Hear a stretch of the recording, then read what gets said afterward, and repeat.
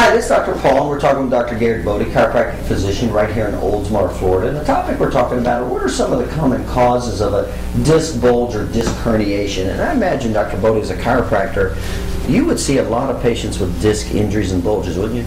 Oh, absolutely. It's one of the most common things we see here at our office. Now, when your patients come in with disc injuries, what are you finding the most common cause? Most common cause is usually, believe it or not, usually stems from a patient who has not been taking the best care of themselves over quite a long period of time. Discs are basically fluid-filled sacs. They're pieces of cartilage that retain water and retain fluid.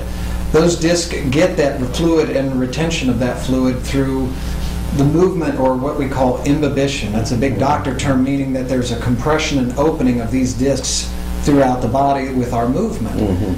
It gets that fluid from that motion, and the fluid that it takes in is based upon the fluid that we put in our bodies every day. So if we put junk in, those discs eventually become weak, and any type of trauma, injury, or even simply bending over to pick up something off the floor, you can have those types of injuries. Are you seeing, when you're seeing the disc injuries, are you seeing them more that are major trauma related, or like minor traumas with just repetition over time and it eventually wears out?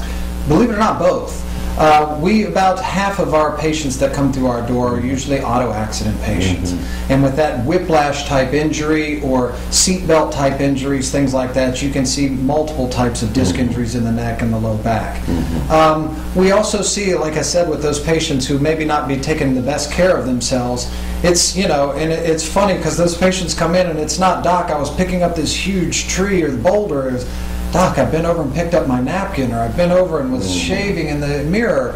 Those are typically the common causes we hear with disc injuries. And so you're saying those ones have probably been wear and tear over time? They've had some wear and tear over time where the patient's not doing the best to take care of themselves, and they do that one final last movement, and finally that's all it takes, and the disc gives way, and next thing you know you have a disc injury. Now, walk me through the different grades of a disc injury, if you don't mind. The different types of disc injuries, you can have something to where a disc is basically just lost, or what I call a slip disc, where the disc is moved out of its proper position. And believe it or not, it's usually not the disc that's moving, but the two bones that it's between. And when those bones get shifted, that disc loses its proper position between those two bones and starts to become irritated. So that's the least severe of the disc injuries? That's the least severe. Okay. The next type is what you call a disc bulge.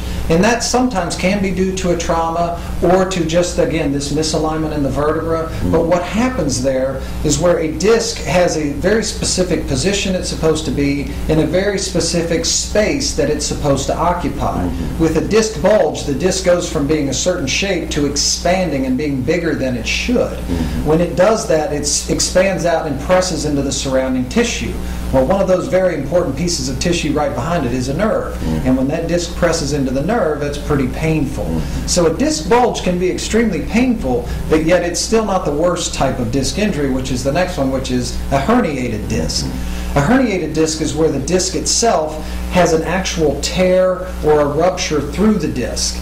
Now again, like I said, that disc is mostly a fluid-filled sac. And if you tear that disc, now suddenly that fluid begins to leak out. And the disc that is supposed to retain a certain height and space to give cushion to the spine begins to lose that space and squish together. Now, what would be some of the common symptoms? If somebody has a disc injury, what would be some common symptoms they have? Most common symptom is pain. But it's the type of pain and how the pain shows up for that patient that tells us more along the lines of, hey, this could possibly be a disc injury. Some of those types of symptoms are radiating pain. Pain that radiates away from the spine, typically down an extremity, down an arm or a leg. That's a very common cause for disc. The other type of pain that we see, it's the type of pain that you see, being that pain from a disc is usually very sharp in nature. It's usually pretty intense, and you also see things like things like numbness down into a leg, or even weakness into a leg, or a burning sensation. So those are the common symptoms: weakness, burning, numbness, things like that? Things like that are your most common with disc. And so you're talking about three different types. Now, these are all three of these, or you can help these? types of disc? Absolutely. Now, the first thing you want to find with a patient is what type of disc injury it is, and make sure you're also focusing in on making sure you're picking the right disc. Remember, there's a disc between each one of the 24 different movable bones of the spine, so you want to make sure you're addressing the correct level. But with different therapies and such, we can actually do some tremendous help with disc injuries. Well, help me out here, because let's say you have a disc injury.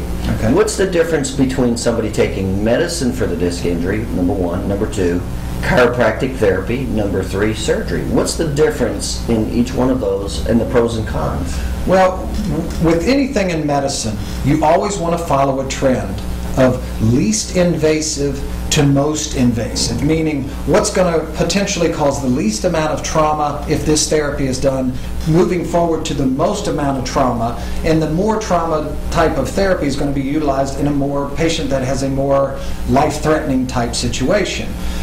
With disc injuries, chiropractic is always going to be your first line of defense because it's the least invasive and it's also the one that has the most positive effect.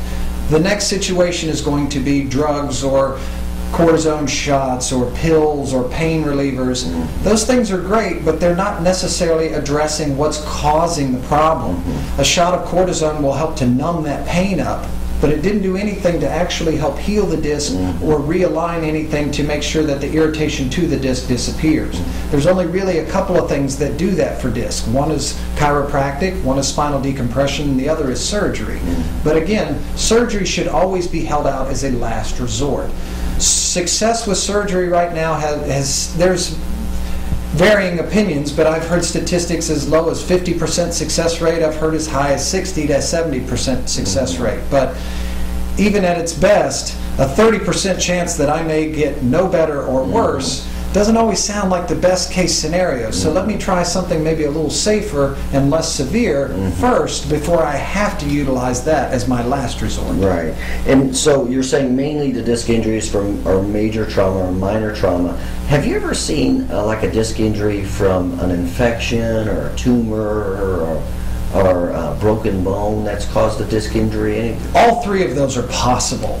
I personally have not. They're just very rare and things that you just don't see that often. You know, most of your disc injuries are going to come from usually from trauma, but things like infection and tumor and cancers and things like that. That's really not causing disc problems. They can, but it's very rare. Okay, I got you. All right, very good. And again, we're talking with Dr. Garrett Bode, chiropractic physician right here in Oldsmar, Florida. And we're talking about some of the common causes of disc injury. If you suspect you're having a disc injury, or if you know you do, certainly feel free to give Dr. Bode a call right here in Oldsmar, Florida.